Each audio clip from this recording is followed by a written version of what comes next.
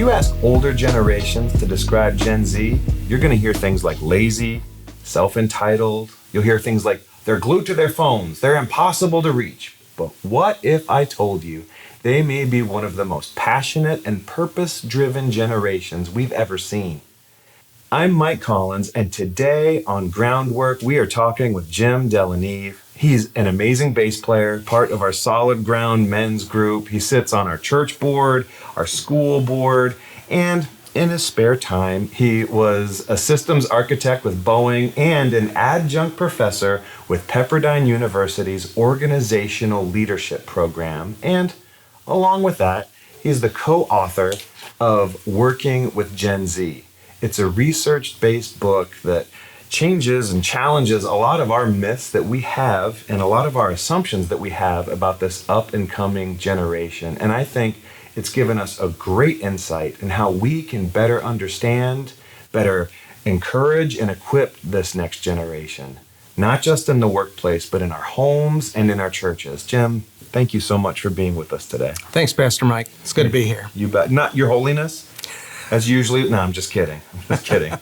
So, Jim, let's start with your research. Sure. What inspired you to get into this very practical topic? How did that come about? Let's see. So, in my aerospace career, I ended up going to our satellite development center down in El Segundo. I worked at the Boeing company. And I ended up working with the high school interns. We had a big internship program. Actually, I worked with them for about 16 years. So it was great. So I was with the millennials, who we like to punch down on because they deserve it, and the Gen Zs. No, of course.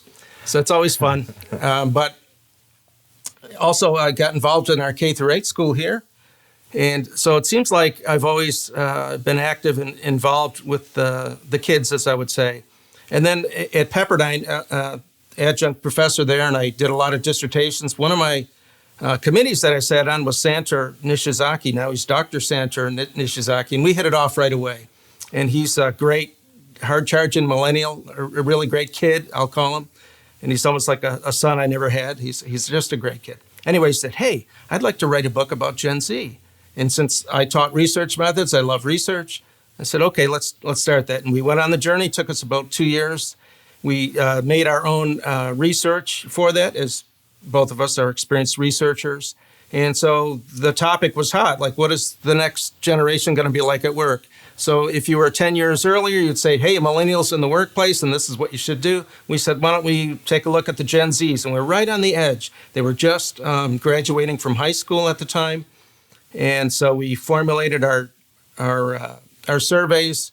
We had to put some boundaries, like you have to have done some internships. Okay. Like if we're going to ask you about work, then you're going to have worked. Yeah, and so enough. we did that, and we got, I think it was about 800 or 900 respondents. We did it in all 4 areas of the United States, and we got back some really great results. And what was interesting, because we did a lot of other research with the book, we didn't find that our findings were much different than the other folks. So it really did. And ours was more focused on work, but the ones that did overlap, we found that it was a very consistent set of findings. And like you said, it's a good set of findings, and we love this new cohort.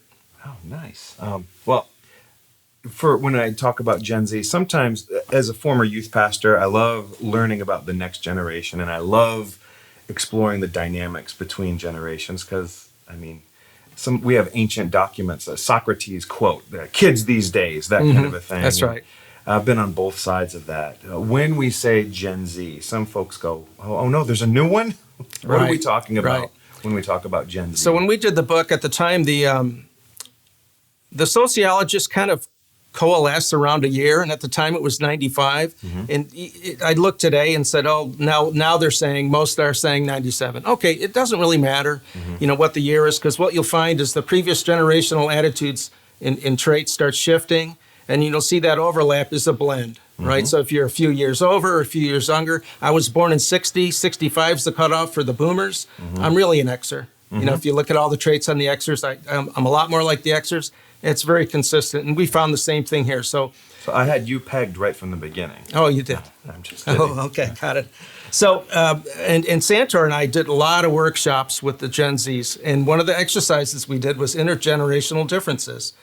And so besides having some slides ready, we wouldn't give them a clue. We'd go up on the whiteboard and we'd say, let's fill in some traits that you think about these other generations. And it was, we would only put the rule, you can't be mean about it. Nice. It's okay to be fun and funny and all that. And so we had a lot of fun with it. And then when we got done with that, then we would say, here's some of the generic traits. And then ask clarifying questions with the kids and say, okay, what do you think about that? Yeah, I saw that too. Yeah, that was a better one. Or I don't know, I don't think I saw that. And so that brought a lot of light. So intergenerational, one of the onboarding things, I was always involved in the onboarding of our high school interns at the Satellite Center. And so we would try to bridge that chasm and say, okay, let's talk about the media thing. If your boss doesn't want you to have a set of earbuds, you don't have a set of earbuds. Ooh, watch out. Show up on time, dress professionally, and those kind of things. Now, these were pretty elite students. They were from the best STEM schools in Southern California. So we didn't really have problems. And then as we'll get into some of the characteristics, they want to please, they want to do well. And so it wasn't a punching down kind of thing. It was more like, let's talk about this. And since these kids tended to be elite students and well-behaved, high-achieving and all that, they tend to be pretty good about taking direction and wanting to excel. So that wasn't a problem, but it was fun participating, with what we call onboarding. And we'll find out later in the book, we talk about onboarding as one of the critical things for the Gen Zs in terms of retention, setting expectations, providing an area for them to branch out. And I guess we'll get into the traits, but one of the things they like to do is side gigs. So does that mean working outside of the company, or does that mean giving them more opportunities within the organization? You're connecting so many dots for me right now. Yeah. So we're connecting those things, and this is very high value. One of the things I saw as a firsthand person, I was a mentor to a lot of high school interns. Mm-hmm. They want a lot of feedback. So this is the online generation, the like button, right? They want that feedback. And I'm not making light of it. Sure. It's a great thing, a great trait they have. I want to do well. I want to excel. I want to learn. And I want constructive feedback. They're not, as some might think, I think they're all thin-skinned. They're not at all, at least not the ones I work with. They want to learn. They want to correct and refine and get better. Wow. So in my generation, there was a saying, no news is good news. Right. So am I hearing it right? In Gen Z, no news is bad news. It's terrible news. So as a boomer, my first aerospace job was with the traditionals. Sure. They're tough. Yeah. Tough people. And in engineering, and engineering guys, they're mostly guys in engineering. Yeah. These are the World War II generation.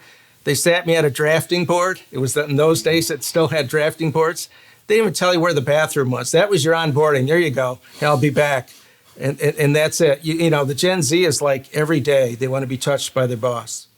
And so we taught our managers at the Boeing company, we said, you have to touch them a lot.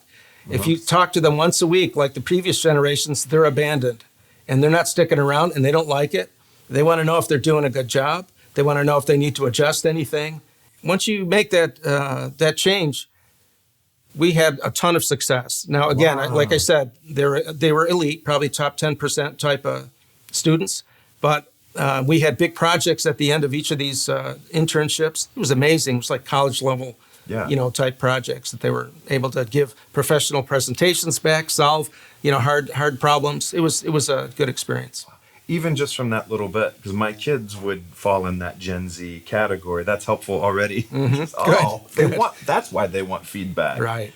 But if they were born around 95-ish, 97-ish, and I know we're painting with broad strokes, mm-hmm. Can you talk to me a little bit about as a generation, the territory that they've covered up till now, and how that might shape some of these outlooks that they these traits they seem to have? So like I said earlier, the generations overlap, mm-hmm. the traits. So I was managing a lot of millennials. Mm-hmm. And my joke with the millennials, and I always joke with Dr. Santor, I would say, you guys want to be vice president in 2 weeks. What's wrong with that? Why? And so the thing I love about the millennials, and I really did at work, when I had millennials on my team, is they're like a guided missile, right? You just fire and forget. They want to get ahead. They're hard charging. Not all, right? These are generalities, but that was how they were. And then the early Zs were kind of similar like that. And then the late millennials kind of started looking like the Zs, right? And so they want more hands-on attention. And then I can get into some of the other traits, but like this new generation, they have the least amount of in-person relationships. Everything's digital. They're digital natives, right? And then society has changed. In my day, the hangout spot might be the mall. Maybe it was going to a movie, having parties at houses, sleepovers, all that kind of stuff. This generation is not like that. So they have a lot less in-person relationships, right? They're online, right? They're kind of online. And so that's a whole different dynamic. And in some ways it can be problematic. In other ways, you just recognize what it is and figure out what to do with it. Yeah. So they're not interested for some reason. It's weird because this is the most important thing for an Xer boomer was to drive. They don't seem to be interested in driving. Yeah. So, okay, that's fine. I accept it. I'm not arguing with it. It's just the way they are. And it's less on the car insurance bill. It is all of that, right? And so for us, freedom from our parents was the thing. Now, we had a lot of freedom. And what's interesting is that when you look at the parents of the Zs, so let's go through a little history. What happened, Here we go. In the back? And so that sort of informs the parenting style, right? So one of the big things, believe it or not, was when I was a kid, was the pictures on milk cartons started showing up. Yeah. And that put fear in a lot of parents. And so the later, I'd say the ones after us, it was more impactful, where they started hovering a little bit more in scheduling time. And the kids, over time, seemed, I'll call it, surrendered to this process because that's just how it was. So because of that, they're less adventurous, I would say. I would say they're less independent. They're great with teams. Some of them, even the ones that, if you look at the surveys, they love the tech entrepreneur, and they say, I'd like to do that. So they have that aspiration to kind of do that. But when they're at work, they take direction really well. They're not offended, right? Especially if it's done the right way. And so we look at that, the genesis of we went from the hover parent to the lawnmower parent, right? The lawnmower parent is the one who gets out in front and does everything for the kid. And the kid is a little bit unempowered, right? Yeah. And so it may be less experienced then, right? Yeah. If you talk to Zs compared to like our generation, again, not punching down, just talking about the differences. Sure. Is so they grow up slower now. So that's what that's called, right? So they date less, and I've seen that in ministry experience. right. Yep. They date less, they drink less, so they don't do those kind of things as much, and then the far less interpersonal time. So one of the things that happens in the workplace, which is what this book is about, some of the coaching we give is, do you want to learn how to lead our next generation, right? So what do you do with that? Sometimes we have to help them with the interpersonal communication because they tend to be more quiet now. And so they're more reserved. They want to do well. And actually one of the reasons that they're a little reserved, and they actually, the Zs were the first, when social media came in, we saw a lot of bad behavior. Oh my goodness. Trolling and all that kind of thing. Well, the Zs don't like it. Right. They saw what the millennials did, and they said, And so they're a little bit slower to do that. And then that, I'll call it politeness. Don't want to offend, don't want to get into that kind of a thing. You see that coming into the workplace, which is fine. But it sounds like a very peaceful workplace. It is. And there's strengths and weaknesses, I'm sure, that come with that. There are. That choice. So when you go to the some of these basic ideas I just talked about, like less in-person time. So their interpersonal skills are maybe a little bit less practiced, right? I don't want to say anything bad. Those are really easy to practice. So like I've been involved in at work helping people who got laid off and helping them with resume writing and help them with interview skills. And within 40 minutes, the interview skills like double and triple. So when I say they're less, they have a little bit lower or less experience on interpersonal, it's not a problem. Yeah. So make the opportunity for it, do more workshop kind of things. That's not a heart issue, it's like a hands. It is. It's just an experience issue. Okay. Exactly right. Right. Okay. I'm even hearing my kids talk about that dynamic of, especially as a pastor, when MySpace came out and Facebook, we had to like sit everyone in our church down and say, stop putting all your personal stuff out there. Right. That's right. My kids created it. Well, that generation, I don't even know if the word is conjugated correctly. They just call it cringe. that's cringe, almost like it's a, I don't know if it's an adjective or a Embarrassing. noun, but it's, yeah, they do not, there's a cringe culture that they, nope, we're not going to go there. And one of my kids sent me a whole article on the Gen Z stare. And if you look at social media, I don't know if you came across that, because I just thought, oh, are they sad? Or what is this a political statement? No, they just didn't want to look cringy and too out there or even too sad. Got it. So I've done a lot of workshops with the Gen Zs. Every year when we brought our interns in, because I had some experience and knowledge with this, we got to spend an hour and a half with them, each of the cohorts, I'll call it that, the summer students. And so we would have these, I'll call them mini workshops, and we would go over some of the data that's in the book and show them. And they responded so well, right? And so some of the things, if you've ever heard of fear of missing out, FOMO. Oh, yeah. Right? So fear of missing out. And so we would ask, like, okay, so here's what the surveys say on Gen Z. How many people here experience fear of missing out? This cohort's a little bit less, maybe, because they're maybe more elite, so to speak. But they tend not to go out a lot anyways. They're home studying and doing these other kinds of things. But they said, well, we know people who go to a party and they'll take their picture and then they'll go home and then post it. Wow. So they won't even enjoy the party, right? And so me as being the oldest person in the room, I go, is that right? You know, right. And Sanders says, yeah, I heard about that. And he's a millennial. And he's like, so we would kind of laugh at it. And they said, yep, we know people who do that. Yeah. And so it's sort of a sad social commentary, right? Sure. Right. And so that leads into another thing with social media is this idea called social comparison. Mm-hmm. And so you're seeing the perfect life, the online life, right? Which is highlight reel. It's a highlight reel, and that's not a thing. And then you go home. And there's some good videos, and we used to show them to the high schoolers. We'd show them to them. They go, yep, we know what you're saying, right? You know, that kind of thing. It's not real. It's not the real life. So much of that isn't a surprise to Gen Z. Like, even though they're technology natives, they're native to it, but they're also aware of some of the drawbacks too. I think is interesting. Right. But it's kind of like the water they swim in, the air they breathe. Right. So this tech thing. You know, people like to punch down and say, get off your phones and all that. And, you know, we never did that. We just said, hey, pay attention to work hard, you know, old-fashioned kind of things. Mm-hmm. And that was, by the way, was something I did see in the surveys, because ours was about work, not about the rest of their lives. Sure. So it was about work. But I saw some what I call old-fashioned values where they said, I think I'm going to have to work hard to get ahead. And I thought, well, that's pretty realistic. And some of the writers about the Gen Zs were calling them throwbacks to the Gen Xs. So they saw their parents, if they had, you know, obviously there's an overlap. There's millennial parents, there's Gen X, depends on who had kids earlier than someone else.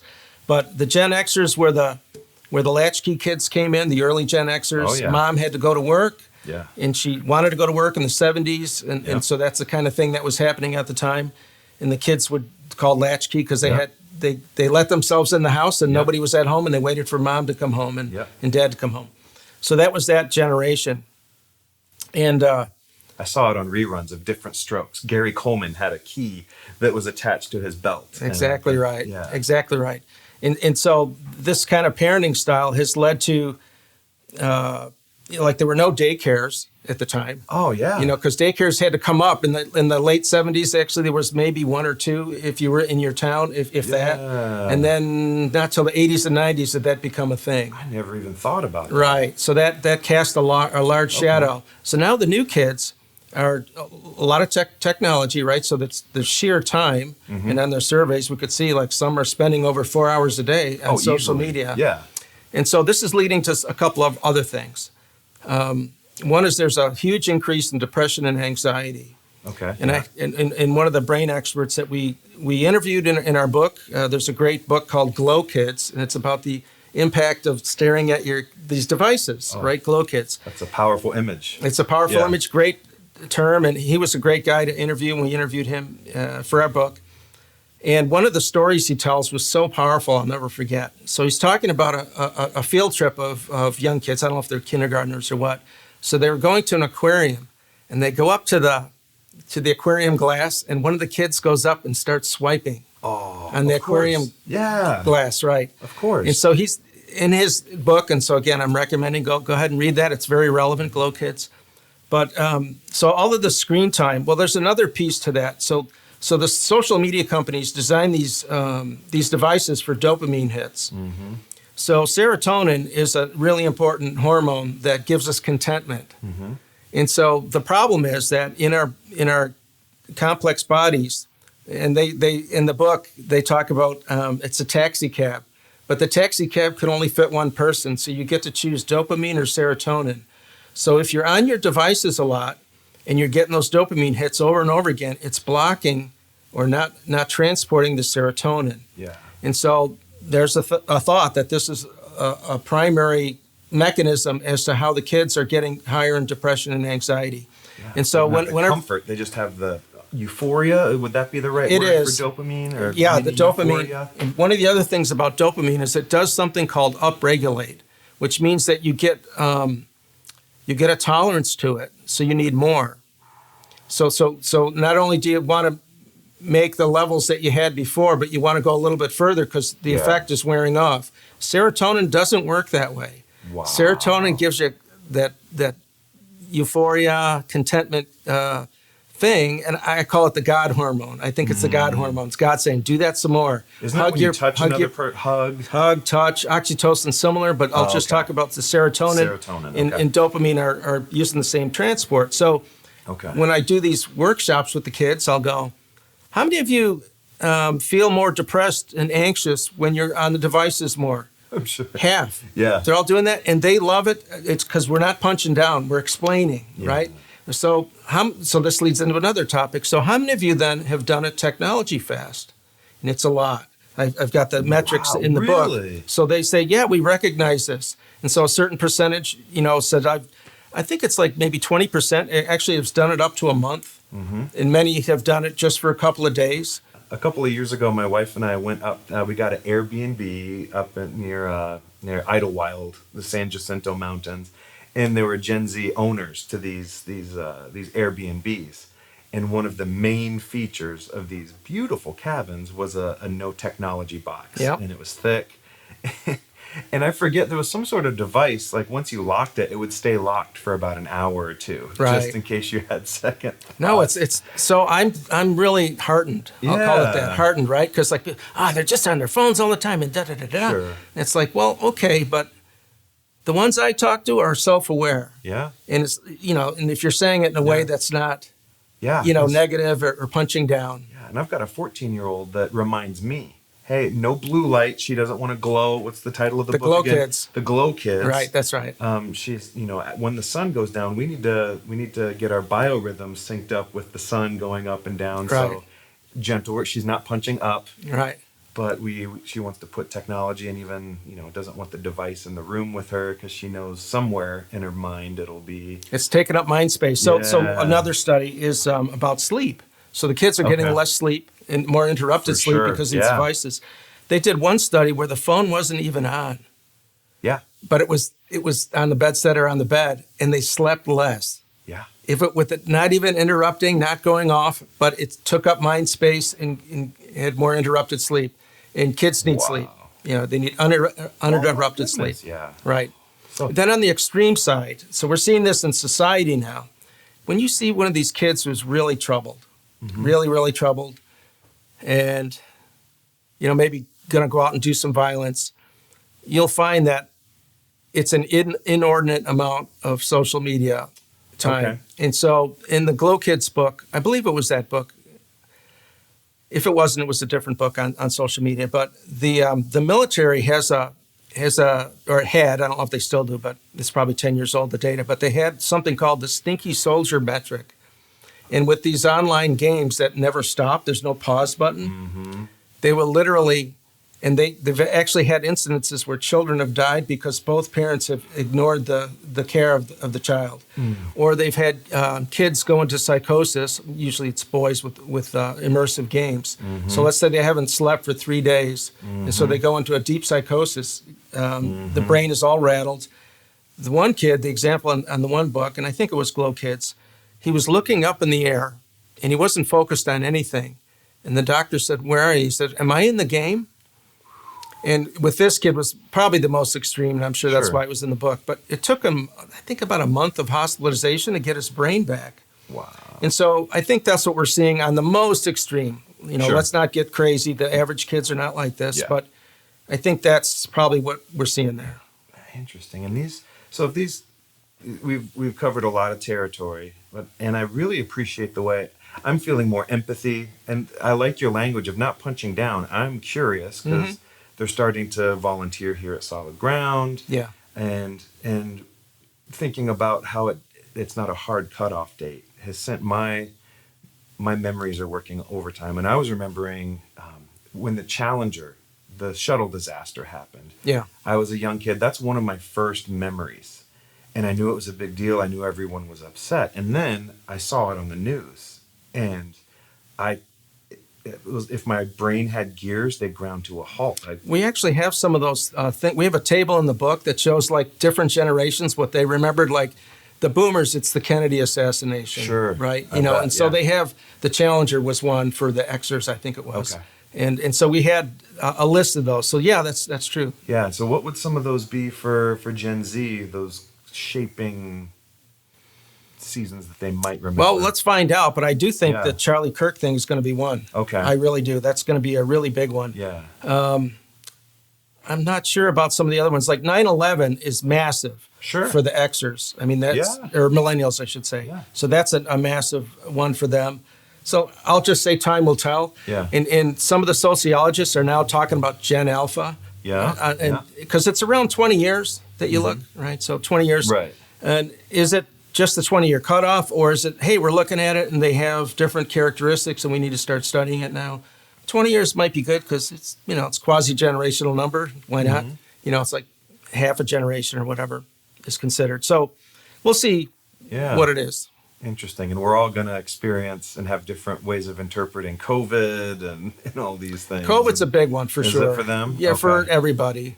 Because I still hear people saying, yeah, this was during the time of COVID when they're telling stories. Because it did change everything. Guilty. Yeah. And by the way, so that's our book. We did include the COVID part. And it wasn't that instructive, but we did it because COVID was a big thing, right? So Sure. we covered the elephant in the room. Yeah. And what are you depressed when you're alone on WebEx meetings or those kind of online meetings? And do you think it's important to work remotely? Almost all of them said yes. Majority. Okay. And how that changed the real estate market, of course, the commercial real estate is completely changed after that. People's expectations for work is different. Then you have some high touch businesses like if you hear from like Elon Musk, you have to come in or you're not working. Right. And that's how it works. And he works people really hard. There's a reason that they're mostly unmarried and without kids, right? So he's going to work you 70 hours. And that's at SpaceX, when you interview, they said, we want you to know that a normal work week is 70 hours. And That'll thin the someone crowd. my age, right, someone my age who's in the twilight is like, do I wanna I do don't think so. So, but it works. Sure. And they've gotten the results out of it. So, and actually, I was surprised in the book and in our surveys to find that there was like 10% or so said they were willing to work 70 hours. Wow. Some, I think it was 4 or 5% said they'll work 60. Most said 40 and 45, and then some said 50. So the biggest wedge was 40 to 45, right? Interesting. But so, and again, you got to pick what's for you. If I was a young guy coming out of school and I had a chance to work for SpaceX and I wasn't married and all that, and you said you could work I'll do that for 3-4 years. I can do it for 3 or 4 Of course, years. that's how it works, right? And we're not looking to get the gold watch after. And that's a match thing, though, right? So it doesn't say all Zs will do it, but some will do it. Some will, yeah. Right? So they'll filter themselves over to that kind of thing, and they will be something. Yeah. Because that changes your life, that kind of experience. Oh, It's my like goodness, a doctor who does the 36-hour shifts. The reason they do that is they want them to go through the life cycle of the customers who come in and go. The patients come and go. Really? That's I why they never do knew that. Okay. Right. So they essentially work them to death. Yeah. And that experience is what leads to practice, right? They get this, Okay. and so the same thing will happen with the Zs who decide to filter into that insane work schedule, and they'll also finish and start more work. So they'll have way more experience than someone who doesn't. And Almost like a supplement to a traditional education. It's absolutely, on the job. a lot of learning going on. Baptism by fire. That's kind what of it a is, thing. right. So a few minutes ago, you mentioned how they were dating differently and drinking less, which I'm sure a lot of praying parents and grandparents out there are really glad to hear. So what are they after? What are some practical things, parents, pastors, grandparents? Oh, the leading part. Yeah, Yeah, just sure. leading them and relating to them. Well, let's see. So the first thing is to give them opportunities Okay. because they want opportunities. But if they're acculturated to taking direction, having hover lawnmower parents, they're less initiating, right? Not all, again, right? I don't know what this is, 40, 50% or something like that. So if you just wait for them to do it, maybe they're not going to do it. You know, between spending a lot of time on social media and obeying their parents, because they're certainly a less problematic generation than our days. We were a lot more rebellious, the post Woodstock kind of thing and all of that. So that's kind of how it was. You know, that was later, but Yeah, it was. By then my hair was starting to fall out, but you know, you get the point. But yeah. So give them more opportunities and exposure to things. Really encourage them to get out, touch grass, do more in-person things, and you could do that as a family, or you know, make opportunities for them and their cohort. You know, to do that together. That is so important. Is to make up for that lack of in-person relationships. Of course, that builds maturity. Conflict is a maturing thing, right? And they're kind of avoiders in general. And so let them, like I've almost never seen it in our workplace, the Gen Zs in the middle of a battle, they'll avoid it, right? So now with avoidance comes a disengagement. Okay. Right? So it's like, oh, they're so great. They don't give us a hard time. Where'd they go? They're not agreeing. And what's happening? We're not. And then you find out later that Bill, Bob, and Mary are not on the same page because they're sort of avoiding. And that happened in my youth groups with Gen Zers. And wait, why hasn't she sense. been here in a month? Right. Well, you find out 6 months later there was a conflict. And they're a little quiet, you know, and they might not speak out and stick up for themselves, or you know, that kind of thing. It's not always, but these are general tendencies. So I'm hearing as a pastor, be willing to toss the keys to some projects and some initiatives, but don't expect them just to run with it. Check in, mentors. Hey, do you know how to do this? Would you like to know? Encourage. Do you need help building a team? Right. Kind of a stuff. Oh, okay. All right. So now we've understood a little bit better what motivates them and that they want the feedback. What are some practical ways older generations can sit on the doorsteps of their life and help them? Well, the first thing is just to be yourself, right? You can't be someone else. And then they really like authenticity. They can't stand the, they've come to work and we saw in the surveys, hey, I want to make the world a better place. Well, that's pretty good. And then, we'd like you to walk the talk, kind of thing. So just check in, be yourself, authentic, honest, open, clear. Just make it high touch and value added and authentic. Okay. Thank you so much. This has been incredibly helpful. If people are still interested in your book or asking you how can we get in contact with you?